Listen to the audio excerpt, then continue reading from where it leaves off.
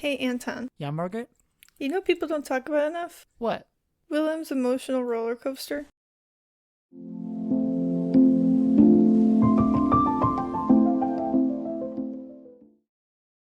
Welcome to People Don't Talk About Young Royals. I'm Margaret. My pronouns are they, them. And I'm Anton. My pronouns are he, they. And we're people here to discuss the show our friends are sick of hearing us talk about. If that sounds like you, stick around. If your friend sent you this podcast out of a desperate attempt to get you to watch Young Royals, take this as a sign. Go watch Young Royals, then come back to this podcast. Margaret, what are we talking about today? Today we will be having a character discussion of Wilhelm in Season 1, Episode 3, having decided we have no choice but to stand. Woohoo! In this discussion, we won't be summarizing the plot of the episode because we already did that. If you need or want a refresher, head back 5 episodes in our feed to our most recent This Week at Hilarska for a full breakdown. This episode's discussion will likely be all over the place, so strap in. You have been warned. Beautiful. Okay, so starting with the cold open, I guess, right? Yeah, I mean, I think with character episodes, we start trying not to repeat ourselves too much. And so the question kind of just becomes answering the question with as much evidence as we think is necessary, but like we don't necessarily need to go overboard. Like, why stand Wilhelm in this episode? Yeah. So, what do you mean by emotional roller coaster, Margaret? Well, I mean, listeners should probably think it's obvious, but yeah. So we start the episode. He's happy, but he's obviously second guessing his feelings for Simon. And then we get angsty Wilhelm. And then we get nervous and happy Wilhelm again. And then we get confused Wilhelm because Felice kisses him. And then we get nervous and happy Wilhelm again. And then we get absolute devastation. Yeah. Like, that's a lot for 44 minutes. Exactly. I also independently just wrote down my notes as just emotional states. Yeah. I have angsty boy, what are feelings, excited and nervous, then devastated. Yeah. Yeah. So, like... No, you go. No, go ahead. No, I don't even know where I was going with that. So you Okay, just... I don't either, actually. Like, it's a lot of feelings for one episode, and the fact that he can make any decision at all, I think is impressive. No, very fair. Because I feel a lot less than that, and I cannot decide anything to save my life, so. Yeah. Check it off your bingo card as someone who's listened to watched a lot of reaction content. I know that drink responsibly. This is a point at which people are no longer on Wilhelm's side, but they can start being a little like we talk about it a little bit in Revolution, like that moment of like I take it like not is let's like, forget about it. Let's forget about that. Yeah. Is a moment where you're like, oh, well, this is sadly different than what I've been getting excited for. Yeah, that's an understatement. But and then that gets fixed fairly quickly. But you can, like in over the course of the episode, it's like many days for them, presumably. But it is an instance where there's like this hesitation, I think, on the part of an audience member to be like, do we trust this Wilhelm because he changes so much in this episode, like throughout, like from scene to scene across the time that this episode spans. Like he has so many slightly different versions of himself, and so like the question of like who are we gonna get and like how consistent is this gonna be going forward, I think is a valid question to ask. But I think given all of the situation that is at play, despite all of that shifting emotions and kind of character, you get a character that is still like fully realized and like you're with them, but like it does start getting like slightly harder to stand in this episode. My dog is like snoring really loud next to me. I don't know if it's picking up, so I muted my mic for a bit. No, I fully agree. But I also feel like his range of emotion isn't, like, out of nowhere. You know what I mean? Like, they're all very, like... Yeah, like, these all, like, this all tracks. Right. And, like, you know, he's having a queer panic. There's a lot of emotion involved in that. Right.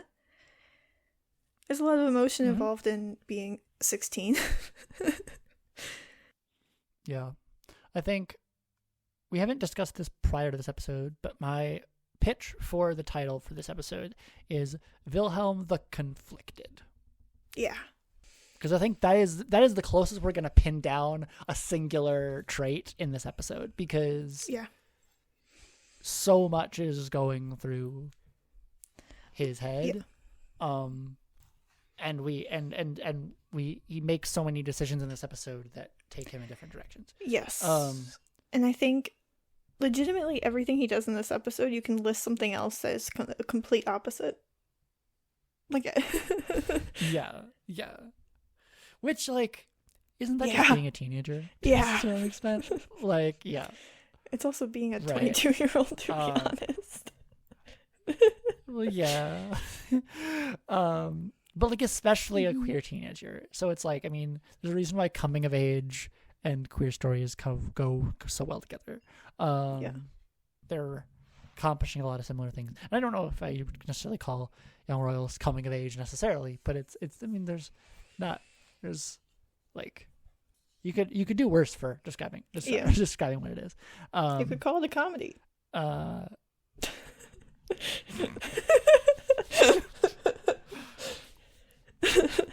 don't know where that came from. Yeah. Well, that's fair. Yeah. Calling Young Royals a comedy is comedic. I'll be here all week. I'll be here for a lot longer than that. GG. Yeah. Yeah. But I think I don't want to kind of have all these episodes kind of be on the defensive. But, like, we should, I think, consider reasons why one might not stand Wilhelm in this episode.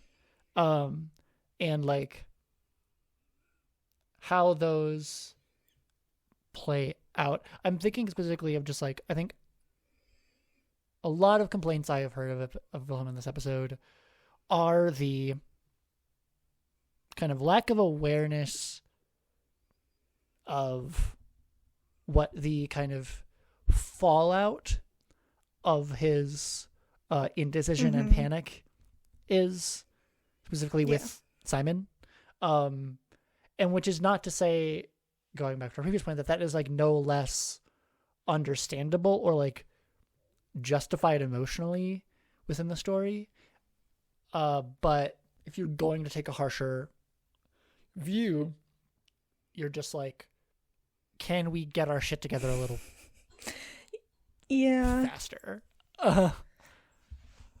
Which, like, I mean, in the context of the show, like, he gets over himself fairly fast, which is something I think that's something I keep coming back to, because when what was on the table is like, oh, I am Prince of Sweden, but I have feelings for a guy. It does take a few days, but, like, what wins out is I want to explore my feelings here. Also, it took me significantly longer than a few days. And maybe it would be different if I had, like, active feelings for someone. Maybe that, like, catalyzes that reaction. Yeah. But that's still fast. Like, he was still on top of it. It's still very fast. Yeah, and I think there's a strength to that, I think, in turning that uncertainty into confidence. And, like, he is doubting himself a lot through the episode still. Like, we see that in the conversation with Eric of, like, he's like, I don't even think I'm going to be going downstairs to the luncheon. But he does go. And I think the question of whether or not, as I've said before, you can expect anything else from Wilhelm, given the circumstances. I think he does a pretty good job of like dealing with what he needs to deal with and like moving forward in a way that is constructive. Of course, this is with a giant caveat of the wrench that is thrown into that at the very end of this episode, because based on our spoiler policy, we can't go past the end of the episode, but like I think any astute viewer will realize that like that can't not have an effect on his behavior going forward. Now being crown prince specifically. I mean, even just losing a family member regardless of being crown prince. Exactly. Right. Yeah. Well, both at the same time. It's like, let's think bisexually.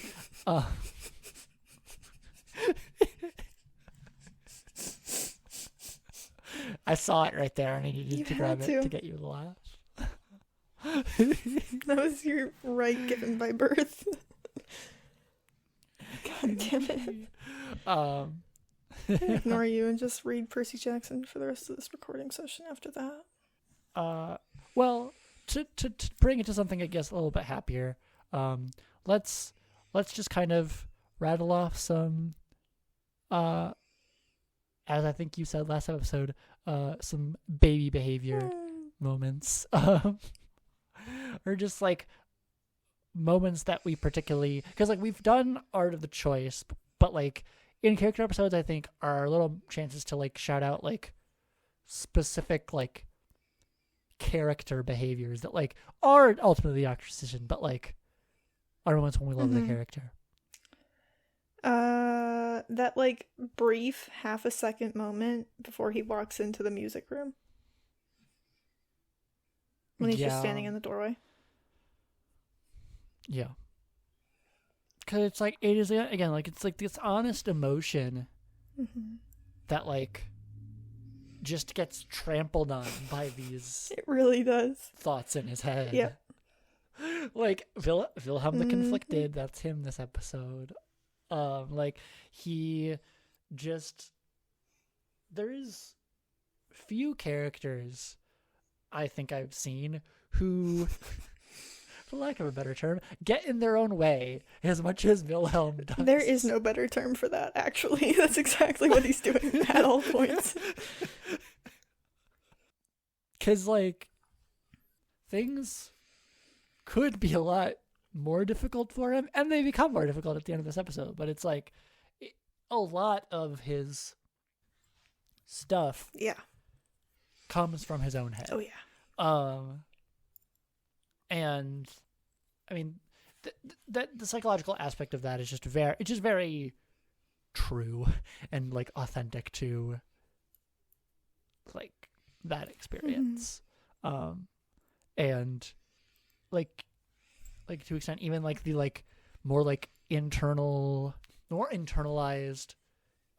attention on like how you feel about a situation, and like you don't have the brain space to like deal with like what other people are feeling about that situation. Like it is like he does clearly like on some level recognize that he has hurt Simon in that piano scene, but like he doesn't really know what to do with that information, because like in that moment he is not at a place to actively pursue what Simon is approaching, and it there wasn't really another way for that to play out because of that. And I mean, I've sung his praises so many times, but just like Wilhelm in at the Parents' Day luncheon, like he is just like floating most of that time, it feels like.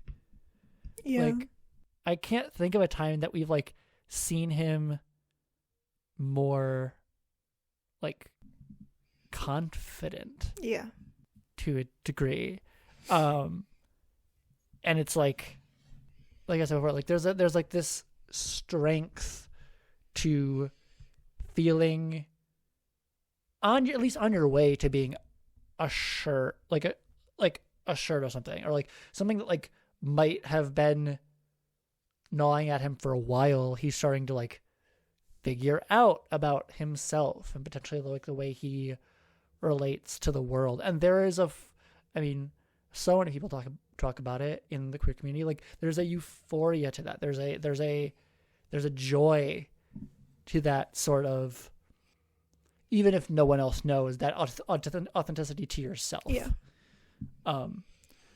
That really is unmatched. Mm-hmm. It's not happy, but when he's walking through the like tree-lined path, and he throws the stick, baby. Yeah. Baby behavior.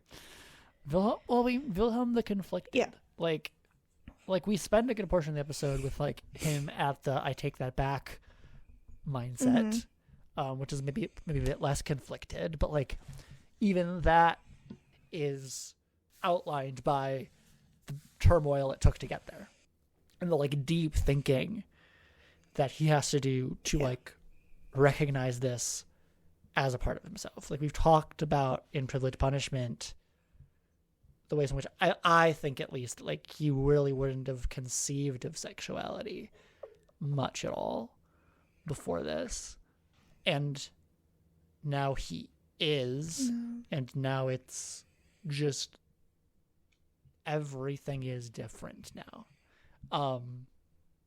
As much as some people, I'm not like, this isn't like, I'm like within the universe might say like, oh, what does it really matter? But like the fact that there is this much stress around it shows that it does matter in some capacity. Like if Wilhelm knew it was okay to have these feelings, we wouldn't be like going through this much pain.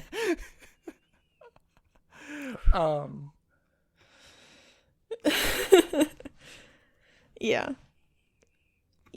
Let's see.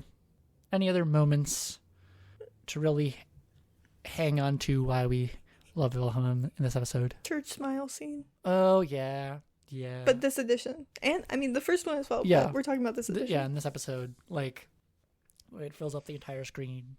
Like, like there's a warmth to Wilhelm after I take that back and in anticipation of the weekend. Yeah. That is... that we hadn't really, in my opinion... Yeah. We hadn't felt...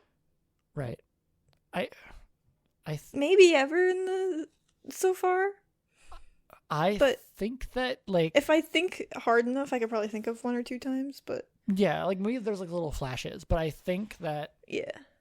Sorry to do this. In the maybe context... Smile Part 1. In the context of the end of the episode, I can't help but see it as, like, a renewed innocence that then almost immediately gets taken away. Squashed. Because it's like I think the kind of like slang term, like and I don't even think this would qualify, like this would really even describe Wilhelm because he's even like before this, but like when you the phrase like when you first come out, you consider like a baby queer, like the idea that like it's this like new experience that like there's just like an undeniable excitement around it.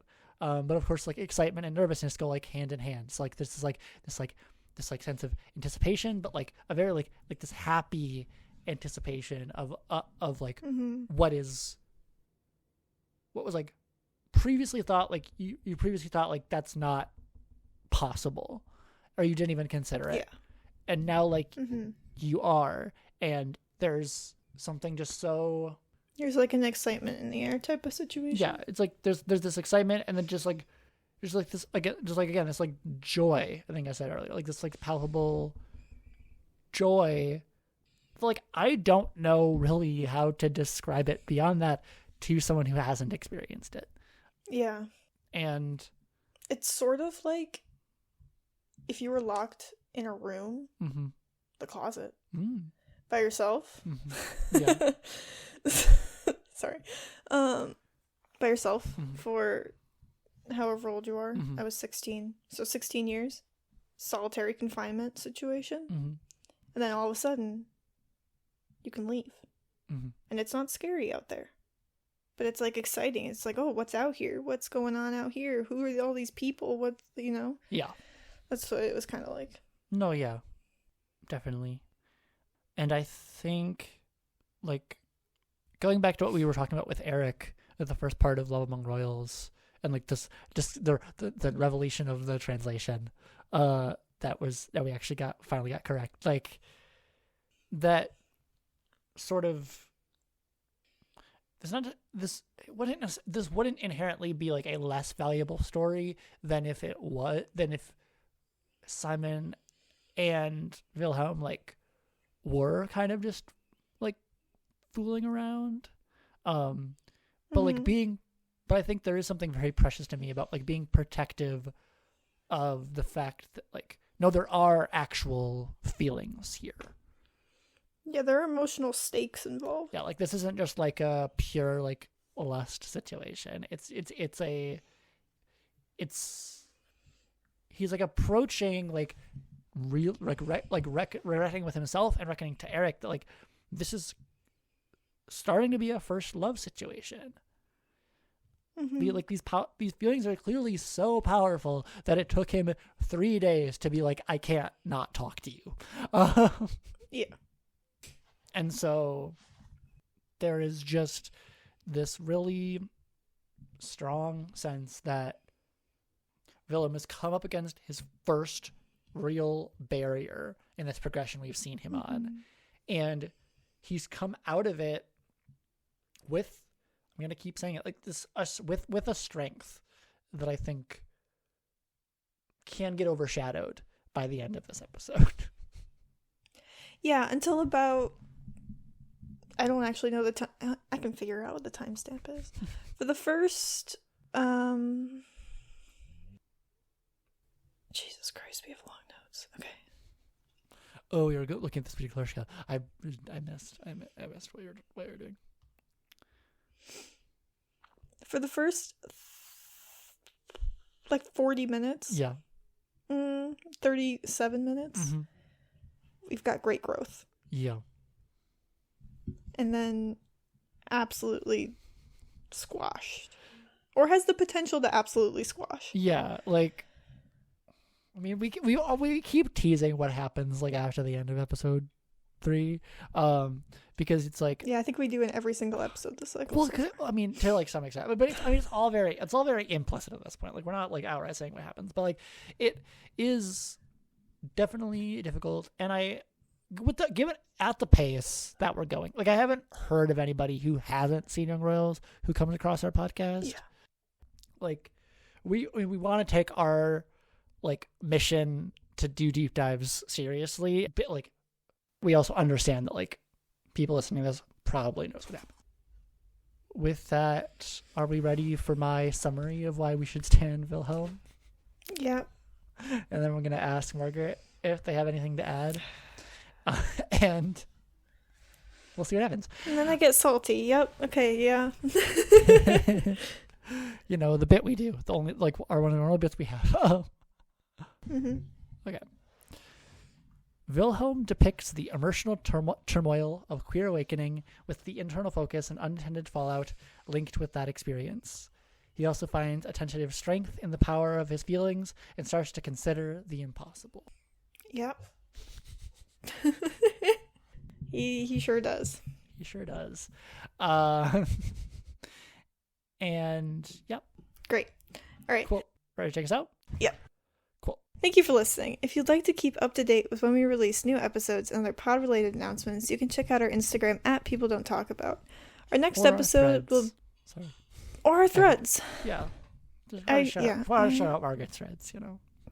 Keep forgetting to post on there. Maybe I'll post right now. Who knows? Our next episode will be characters standing of Simon. Yep. Hell yeah. for season 1, episode 3. So stay tuned. And with that, all that's left to say is, let's start a revolution, baby.